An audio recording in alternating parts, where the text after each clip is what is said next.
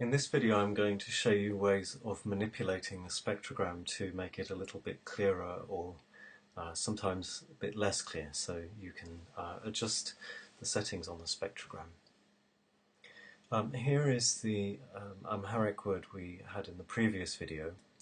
ቸለሰ ቸለሰ I'm first of all just going to remove this pitch trace by unticking the show pitch thing. Then I'm going to show you that it's possible to manipulate the way the spectrogram appears. The way to do this is to go to Spectrum, and then here where it says Show Spectrogram Settings, we're going to highlight that and click. And we get a number of different options. First of all, we're going to look at the view range. So this is a way of setting the vertical scale. At the moment it starts at 0 Hz and finishes at 5000 Hz. This is adequate for most purposes, but if you've got really high quality recordings, you might prefer to have a number higher than 5000 Hz. You might prefer to have 8000 Hz, which is the traditional value that was used on the old analog spectrograms. So I'm going to go OK, and what you're going to see is just keep an eye on where the formants are now, and what you're going to see when I click OK is that those formants all shift down a little bit. There you go. So now the highest value of the spectrogram is 8000 Hz, and there's F1, there's F2, there's F3. They're all further down, they're lower down the scale than they were in the original view that we had. The other thing that you can see, and this is one nice thing about having your scale at 8000 rather than 5000 Hz, is that these fricative portions here,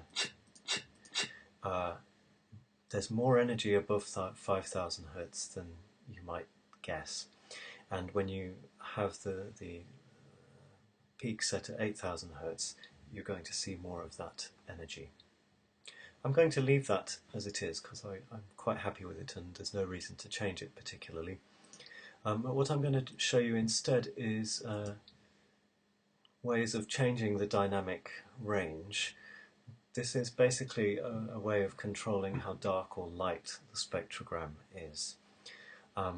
So this spectrogram has a dynamic range of 50 decibels. If I just rack this down a little bit, let's put it at 30 decibels. What this is going to do is just make the spectrogram in a way a bit deafer. It's just not going to be as sensitive to noise as it was. And what we get is a more black and white, a washed out kind of spectrogram. And I never use it as low as this because you lose a lot of detail that's otherwise visible. But one reason you might want to use this just sometimes is because if you take a look, stand back from the spectrogram, you can actually see the formants a little bit more clearly. And when you're working with data where the quality isn't very good, that can be quite a handy thing to do. Let's go back and put this to 40 rather than 30.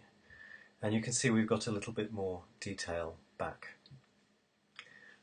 Now we'll just go the other way and I'm going to ramp it up. I'll put it up to 80, and what this will do, I think, is to make the spectrogram very dark and probably unreadable.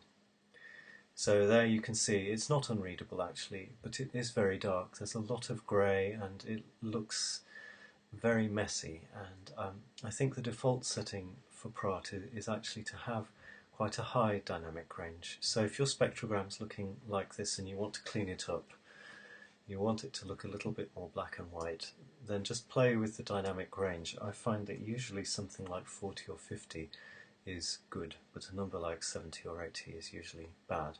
But it really does depend on the quality of the recording that you've got and how much, how noisy and how loud the recording is, and you have to adjust the dynamic range according to the circumstances of your recording.